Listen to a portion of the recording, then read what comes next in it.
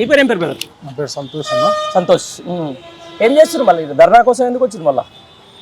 నిరుద్యోగ సమస్యలు ఎన్నో ఉన్నాయి కాబట్టి దాని మీద ధర్నా చేద్దామని కూడా ధర్నా చేసే అవకాశం కూడా ఇచ్చే పరిస్థితి లేదు ఈ ప్రభుత్వం. అంతేనా? ప్రజాపాలన నిరంకుశం కంచెలు తీస్తా ఆయన ఇంటి మటుకు తీసుకున్నాడు డిప్యూటీ సీఎం. మిగతా ప్రతి చోట కంచెలు వేసి ఇబ్బందులు పెడుతూనే ఉన్నారు. ఒక ముఖ్యమంత్రిగా నిన్న చూస్తే అసెంబ్లీలో పాత సీసాల కొత్త సార్ అనే విధంగా నువ్వు తప్ప మా గవర్నమెంట్లు ఇచ్చినవే ఉన్నాయి, కొత్తగా ఆయన ఇచ్చింది ఏమీ లేదు. అందులో ఒక ఎమ్మెల్యే మాట్లాడతాడు, వాడు ఏ పార్టీలు ఉంటాడో తెలియదు, పూటకు ఏ పార్టీ రూలింగ్ ఉంటే ఆ పార్టీ కడవ కప్పుకొని వాడు కూడా ఇంకోరి మీద వ్యాఖ్యలు చేసే పరిస్థితి. ఆయన తిరిగనిచ్చే రోజులు లేకుంటేనే ఉద్యమకారులు 4 అంతేనే మళ్ళీ పార్టీ చేంజ్ అయ్యి మొన్న బీఆర్ఎస్ ని టికెట్ తీసుకుని వచ్చి గెలిచిన పరిస్థితి. మళ్ళీ ఆ పార్టీ టికెట్ ఇచ్చి ఆదరిస్తే మళ్ళీ వెన్నుపోటు పొడిచిన వ్యక్తి ఈ దానం నాగేంద్ర రాస్తుంటాడు. మన చరిత్ర ఎవరికి తెలియదు. అవును, మామూలుగా యథా రాజా తదా ప్రజ. రాజు ఎట్లా ఉంటే ప్రజలు ఎట్లా ఉంటారు. ఇలా రాష్ట్రంలో ముఖ్యమంత్రి ఇష్టం వచ్చిన సార్ మాట్లాడుతున్నప్పుడు మా ఎమ్మెల్యే మాట్లాడితే ఏమన్నా తప్ప? రాజే ఓటుకు నోటు కేసులో పెద్ద దొంగ. ఆ రాజు దగ్గర ఆ రాజు ఎంతనో ఆ రాజు దగ్గర ఉన్న బట్టలు కూడా అంతే ఉన్న పరిస్థితులు ఉన్నారు. ఆయన మాట్లాడే పద్ధతే కాదు. మరి ఎట్లా ఏం చేద్దాం అనుకుంటారు మరి? ఇప్పుడు అసెంబ్లీలో మాట్లాడిన వ్యాఖ్యలకు మీ పర్యవసానం ఏంది? మీరు నెక్స్ట్ తీసుకునే స్టెప్ ఏంది? ఖచ్చితంగా మా హైకమాండ్, మా కేటీఆర్ గారు అని కేసీఆర్ ఇంకేదైనా పిలిపిస్తే ఖచ్చితంగా ఆయన ఇల్లు ముట్టడి మమ్మల్ని తిరగనిచ్చుడు కాదు, వాడిని తిరగనిచ్చే పరిస్థితి ఉండదు. అలాంటి ఉద్యమం సమయంలో వాడిని కాలు బయట పెట్టని పరిస్థితి ఉంటే లాఠీలు గుండెలతోని దాడులు చేసిన రోజులు ఉన్నాయి. ఆ పరిస్థితిని మేము వానికి చూపిస్తాం ఇప్పుడు.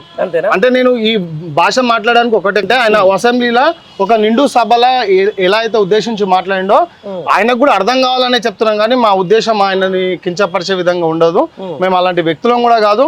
మనం ఏదైతే ప్రజాస్వామ్య పద్ధతిలో పోయే విధంగానే ఆలోచిస్తాం, కానీ ఎదుటివాడు ఏదైతే మాట్లాడుతాడో అది మనం వానికి రెస్పాన్సిబుల్ పర్సన్గా మనం ఒక ఇవ్వాలి. కాబట్టి మనం ఈ స్టైల్లో ఇస్తున్నాం తప్ప మనకు ఆయన పర్సనల్గా మనకు ఆయన మీద ఎలాంటి ఇది లేదు. Right brothers. కాంగ్రెస్ వచ్చింది, మళ్ళీ కాకి రాజ్యం వచ్చేసింది.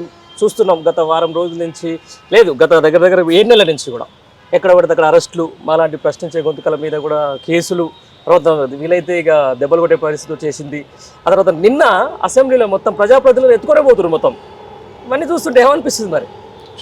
చెప్తున్నాను కదా, ఇప్పుడున్న పరిస్థితులు ఎలా ఉన్నాయంటే ప్రతీకారం కోసం ప్రజల కోసం పనిచేస్తలేడు.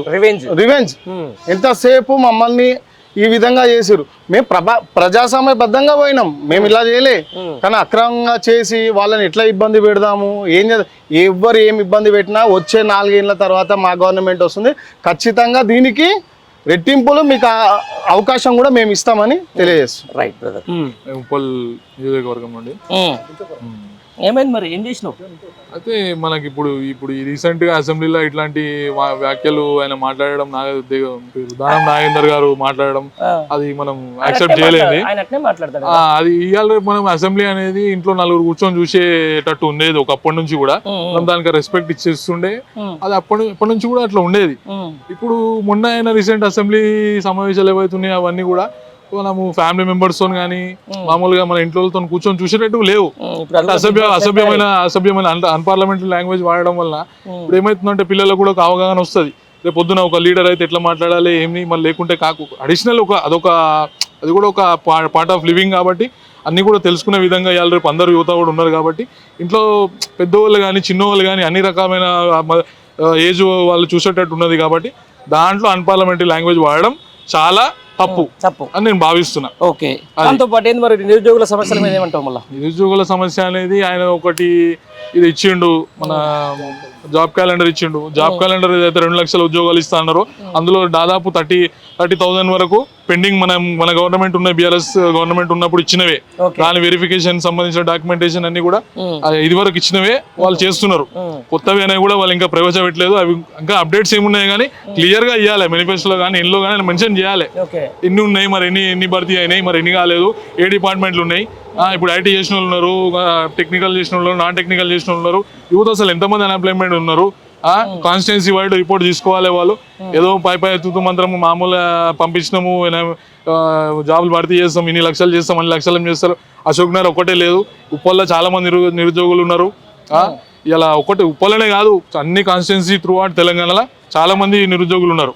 వాళ్ళందరికీ న్యాయం జరగాలి డిమాండ్. సరైన జాబ్ రాక చాలా మంది బాధపడుతున్నారు. ఖచ్చితంగా నేను డిమాండ్ చేసేది ఒకటే, అందరికీ సరిపడా రిక్వైర్డ్ జాబ్ ఫెసిలిటీస్ అందించాలి. ఎవరైతే డిగ్రీ మన బీటెక్ చేసిన వాళ్ళు ఎవరైతే ఉన్నారో వాళ్ళ రిక్వైర్డ్ స్కిల్ బట్టి ఐడెంటిఫై చేసి వాళ్ళకి జాబ్ ప్లేస్మెంట్స్ అనేవి ఇవ్వాలని నేను కోరుకుంటున్నాను. మొత్తానికి ఇది ఏదైతే నిరుద్యోగుల పక్షాన అయితే లేకపోతే అసెంబ్లీలో దానం నాగేందర్ చేసినటువంటి ఒక వ్యాఖ్యలకైతే కూడా ఖచ్చితంగా కూడా ప్రజలందరూ చూస్తూ ఉన్నారు. రానున్న రోజుల్లో ఈ కాంగ్రెస్ పార్టీకి బుద్ధి చెప్తారని చెప్పేసి కూడా ఈరోజు విద్యార్థి విభాగానికి సంబంధించిన నాయకులు చెప్తున్నారు.